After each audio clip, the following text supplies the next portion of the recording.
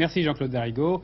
Le reste de l'actualité maintenant. Après 40 ans de clandestinité donc et 3 mois de tolérance, le Parti communiste espagnol a été officialisé hier soir.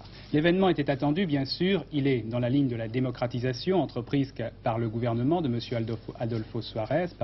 Pourtant, cette légalisation a provoqué une certaine surprise en Espagne car elle intervient au moment où beaucoup d'Espagnols étaient en vacances. Alors tout de suite, Bernard Benjamin, je crois qu'il faut expliquer la signification de cette légalisation. Cela signifie d'abord, sur un plan pratique, que des candidats communistes vont pouvoir se présenter aux élections générales du mois de juin en Espagne. C'est-à-dire que dans tout le pays, des militants vont faire campagne sous l'étiquette communiste à Séville, dans les Asturies ou à Madrid.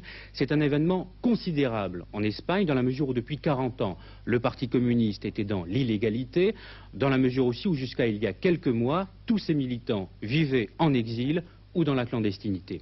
Sur le plan politique maintenant, il ne fait aucun doute que le gouvernement espagnol a désormais tracé un trait définitif sur la guerre d'Espagne, sur la guerre civile. Il y a quelques jours, il décidait de la dissolution du mouvement El Movimiento, le fer de lance du franquisme.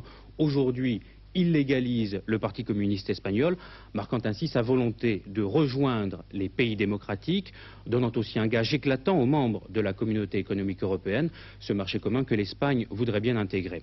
Ce que l'on peut remarquer enfin, c'est que cette légalisation survient 18 mois à peine après la mort du général Franco. On mesure avec cette décision le chemin parcouru par l'Espagne en si peu de temps.